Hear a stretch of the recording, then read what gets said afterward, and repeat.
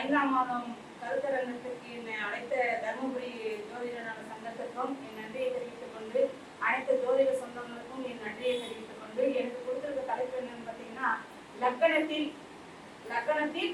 9 கிரகம் இருந்தால் அவங்களுடைய எண்ணங்கள் எப்படி இருக்கும் என்ற தலைப்புல பேச போறாங்க. லக்கணம் என்பது உயிர்ப்புள்ளி, நம்மளோட குணத்தை குறிக்கிறது. அந்த குணம் வந்து அந்த லக்கணத்தில் அந்த 9 கிரகங்கள் இருந்தால் அவங்களோட குணம் எந்த மாதிரி இருக்கும் அப்படின்றத பற்றி தான் பேச போறேன். இப்ப லக்கணத்தில் சூரியன் இருந்தால் என்ன அவங்களுக்கு குணம் இருக்கும்? எதிலையும் ஒரு தனித்து செயல்படுவார்கள், எப்படி முன்னுரிமையா இருப்பார்கள், எந்த இடத்துலயும் ஒரு தலைமை பொறுப்பு இருக்கும் அவங்களுக்கு. ஒரு குடும்பத்துல வந்து 4 நபர்கள் இருக்காருன்னு சொன்னீங்கன்னா, அதுல வந்து ஒரு நபருக்கு வந்து லக்கணத்தில் சூரியன் இருந்தால் அந்த குடும்பத்தை வந்து அவரு கட்டுக்கோப்பாக கொண்டு போவார்கள். ஒரு சின்ன குழந்தையாக இருந்தாலுமே தான் சொல்றது அப்பா அம்மா கேட்கணும், அவங்க நாம சொல்ற மாதிரி நடந்துக்கணும் அப்படின்ற மாதிரி அவங்களுக்கு வந்து இருக்கும். எதுலையுமே வந்து ஒரு கரெக்டா டைம் வந்து கீப் அப் பண்ணுவாங்க. கரெக்டா ஒரு இடத்துக்கு போகணும்னா கரெக்டா அந்த டைம்ல அந்த இடத்துல இருப்பாங்க. லக்கணத்தில் சூரியன் இது இருந்தால் ஒரு தாய்மை உள்ள படித்தவங்களாக இருப்பாங்க. எதுலையுமே ஒரு பயந்த சுபாவம், ஒரு இலகின மனசு. அவங்க கிட்ட வந்து நம்ம எதையாவது ஒண்ணு வாங்கணும்னு சொன்னீங்கன்னா ஒரு அன்பா ஒரு பாசமா பேசணும்னாவே போதுங்க, அவங்க கொடுத்துருவாங்க. எது இருந்தாலும் எதை வேணாலும் விட்டு கொடுப்பாங்க. லக்கணத்தில் சந்திரன் இருந்தால், இதுவே லக்கணத்தில் செவ்வாய் இருந்தால் பிடிவாத குணமாக இருக்கும், முன்கோபமாக இருப்பாங்க. நான் சொல்றதான் எல்லாரும் கேட்கணும்னு நினைப்பாரு. நான் எதை எடுத்தாலும் அவசர பேச்சு, அவசர முடிவு, எதுவா இருந்தாலும் அவசரம். நாம எப்படி சொல்றது, எல்லாத்துலயுமே அவசரம் உங்களுக்கு. அதுவே நேர்மை உள்ளம் படித்தவங்களாக இருப்பாங்க.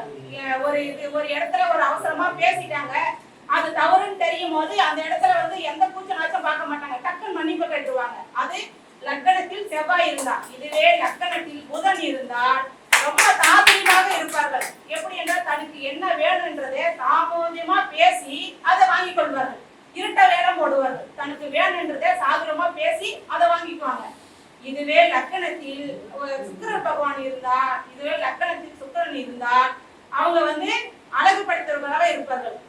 தனக்கு வந்து அழகுக்கு வந்து ரொம்ப முக்கியத்துவம் கொடுப்பாங்க. அதனால நல்ல ரிச்சான உடை வாங்குவது, ரிச்சான நகை வாங்குவது, அழகு சாதன பொருட்கள் வாங்குவது, இதுல வந்து அவங்க அதிகமா ஆர்வம் காட்டுவாங்க. கொஞ்சம் அவங்க எப்பயுமே கொஞ்சம் வசதியா இருக்கணும், தன்னை சுத்தி இருக்கிறவங்க கொஞ்சம் நல்லா ரிச்சா இருக்கிற மாதிரி இருக்கணும், அந்த மாதிரி காட்டிக்குவாங்க. லக்கணத்தில் வந்து சுக்கிரன் இருந்தால்.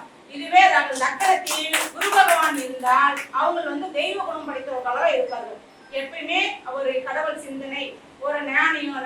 ஒரு பிள்ளைங்க வந்து ஒரு ஸ்கூல்ல படிக்கிறாங்கன்னு வச்சுக்கோங்களேன், 4 பிள்ளைங்க படிக்கிறாங்க.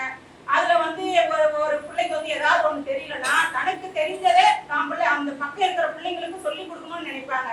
எங்கேயுமே ஒருத்தவங்களுக்கு வந்து கருத்து பரிமாறிக்கிறதுல அவங்க ரொம்ப சிறந்து விளங்குவாங்க. இதுவே லக்கணத்தில் வந்து குரு பகவான் இருந்தால், இதுவே லக்கணத்தில் வந்து சனி பகவான் இருந்தால் மறைந்து செயல்படுவார்கள். எதுவுமே வந்து வெளிப்படையா பேச மாட்டாங்க. எதுவுமே உள்ளுக்குள்ள ஒண்ணு வச்சுக்கிட்டு வெளியே ஒண்ணு பேசுறது, மனசு எந்த ஒரு விஷயத்தையும் மறைமுகமா செய்வாங்க. அதே மாதிரி இன்னைக்கு ஒரு விஷயத்த செய்ய போலாம் அப்படின்னு நினைப்பாங்க, இல்ல அப்புறமா போய் செஞ்சுக்கலாம். எல்லாத்துலயும் ஒரு தாமதம், ஒரு சோர்வு தன்மை, ஒரு எல்லாமே ஒரு மறைந்து செயல்படுற விஷயமா இருக்கும். இதுவே லக்கணத்தில் ராகு பகவான் இருந்தால் அவங்க வந்து எப்படி சொல்றதுன்னா, நம்ம கிட்ட ஒண்ணுமே இல்லைன்னு சொன்னா கூட அவங்க இருக்கிற மாதிரி கட்டிக்குவாங்க. தனக்கு என்ன வேணுங்கிறத வந்து தான் வந்து சுகபோகியா இருக்கணும்னு நினைப்பாங்க. என்ன சொல்றது, ரிச்சா இருக்கணும். தாங்கிட்ட அது ஒண்ணுமே இருக்காது, ஆனா ரிச்சா இருக்கணும்னு நினைப்பாங்க. அவங்க வந்து இப்ப உதாரணத்துக்கு கேட்டுக்கிட்டீங்கன்னா, நம்ம கையில ஒரு 10 ரூபாய் இருக்குன்னு வச்சுக்கோங்களேன், அவங்க கிட்ட 100 ரூபாய் இருக்க மாதிரி காட்டிப்பாங்க. நம்ம கிட்ட ஒரு 100 ரூபாய் தான் இருக்கு, ஆனா 1000 ரூபாய் இருக்கு அப்படின்ற மாதிரி காட்டிப்பாங்க. எந்த ஒரு விஷயத்தையுமே பெருசா திங்க் பண்ணுவாங்க. நம்ம கிட்ட எதுவுமே இருக்காது, ஆனா பெருசா திங்க் பண்ணுவாங்க. அவங்க வந்து நிறைய இந்த மாமிசம் சாப்பிடுறதுல ஆர்வமா இருப்பாங்க. ஆரம்பமே நான்வெஜ் சாப்பிட்றதுனாலையும் சாப்பிடலாம்.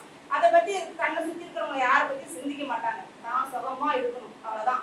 தந்தை கஷ்டப்பட்டாலையும் பரவாயில்ல, தாய் கஷ்டப்பட்டாலையும் பரவாயில்ல, தன்னை சுத்தி இருக்கிறவங்க நான் சந்தோஷமா இருக்கமா, அவ்வளவுதான். அதை பத்தி மட்டும்தான் சிந்திப்பாங்க. இதுவே லக்கணத்தில் இருந்தா அந்த குணபாவம் வந்து இதுக்கு அப்படியே ஆப்போசிட்டா இருக்குங்க. எப்படி என்ன சொல்றதுன்னா, எதுலையுமே ஒரு சிந்தனை, ஒரு ஈடுபாடு எதுவுமே இருக்காது. தனக்கு என்ன இருக்கு, மாடி வீட்டுல இருக்கலாம்னாலே சரி இருக்கலாங்க, கூரை வீட்டுல இருக்கலாமா இருக்கலாம். இன்னைக்கு டிஃபனோட சாப்பாடு கிடைக்குதுனாலும் சரி, நாளைக்கு கஞ்சி சோறு கிடைக்குனாலும். உதாரணம் எடுத்துக்கிட்டீங்கன்னா ஒரு சாமியார் போலங்க. ஒரு சாமியாருக்கு என்ன வேணும்? இருக்கிறதுக்கு ஒரு இடம், உடத்துக்கு ஒரு உடை, முன்னோருக்கு ஒரு சாப்பாடு, இது இருந்தா போதும். அந்த போல லக்னத்தில் வந்து கேது பகவான் இருந்தா அந்த மாதிரி அவங்க சிந்திப்பாங்க.